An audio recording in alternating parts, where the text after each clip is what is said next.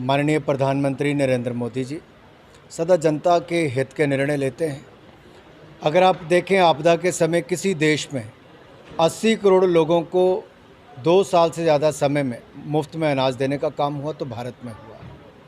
मुफ्त में वैक्सीन 190 करोड़ लगी तो भारत में लगी। इसी तरह से पेट्रोल और डीजल के दाम दुनिया भर में, जिस तरह से कच्चे तेल के दाम बढ़े उसके बाद प्रभाव भारत में भी पड़ना ही था, लेकिन जनता के हितों को ध्यान में रखते हुए इन दामों में एक्साइज में कटौती की गई है और हमें आशा है कि राज्य भी अपने अपने स्तर पर सब जगह टैक्स में कटौती करेंगे ताकि आम नागरिक पर प्रभाव न पड़े।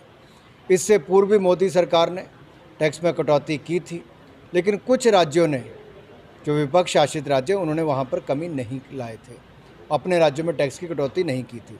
मुझे आशा है इस बार वो भी करेंगे ताकि आम नागरिक को इसका लाभ मिल पाए। दूसरी ओर दुनिया भर में जो खाद है उसके रॉ मटेरियल के और खाद के दाम बहुत बढ़ गए। भारत ने भी 1,10,000 करोड़ रुपया पहले से ज़्यादा, यानी कि 1 लाख करोड़ के लगभग हम खाद पर सब्सिडी देते थे। इस साल 2,10,000 करोड़ रुपया खाद पर सब्सिडी जाएगी। ये अपने आप में दिखाता है कि हमने किसानों पर भी कोई बोझ नहीं पड़ने दिया।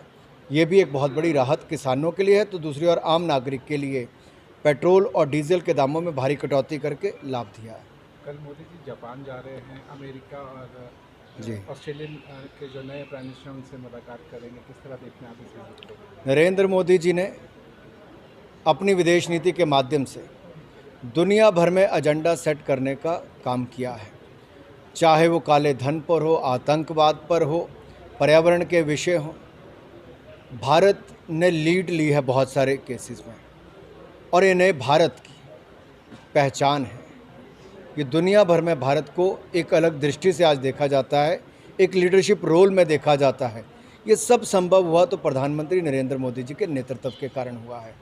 और क्वाड का मिलना और मजबूत होना ये दुनिया के हित में है, क्योंकि जब से क्वाड की बना है तब से चारों देशों ने अपनी बहुत बड़ी भूमिका निभाई है और जो नई जिम्मेदारियों में अलग अलग देशों में आए हैं, नए ऑस्ट्रेलिया के प्रधानमंत्री भी होंगे, ये सब मिलकर वार्तालाप चर्चा वहाँ पर होगी।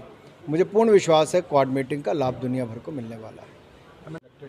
रवैया अपनाए रखते हैं। देखिए, कांग्रेस की छवि, कांग्रेस का इतिहास और कांग्रेस की सोच बांटो और राज करो इसी पर निर्भर थी।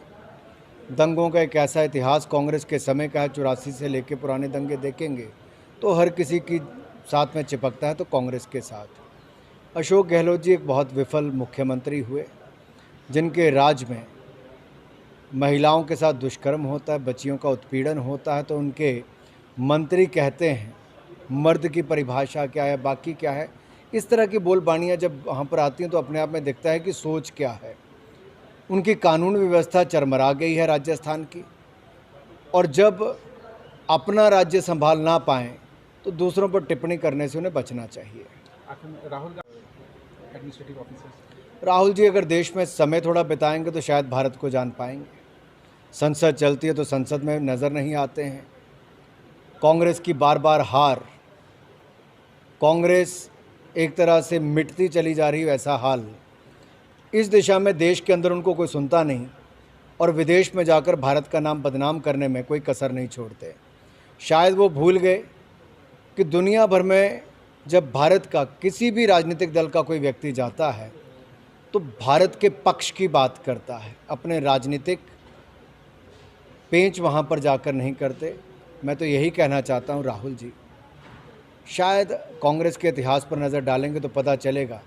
गरीबी हटाओ का आप लोग नारा देते थे, गरीबी में धकेलते चले गए देश की जनता को। ये मोदी जी की सरकार है जिसके 8 वर्ष के कार्यकाल में गरीबी रेखा से बाहर लोग आए हैं और ये दुनिया भर की एजेंसीज़ ने, दुनिया भर की संस्थाओं ने माना है कि किस तरह से 45 करोड़ लोगों के बैंक खाते खुले, हर गांव में हर घर को बिजली मिली, 10 करोड़ के लगभग महिलाओं को उज्ज्वला रसोई गैस में गैस सिलेंडर मिला, 12 करोड़ से ज़्यादा शौचालय बना कर दिए गए, 9 करोड़ लोगों को पिछले 2 सालों में नल से जल देने का काम किया गया, 62 करोड़ के लगभग LED के बल्ब लगाए गए, 80 करोड़ लोगों को मुफ्त में अनाज पिछले 2 सालों में दिया गया, 190 करोड़ वैक्सीन मुफ्त में लगी।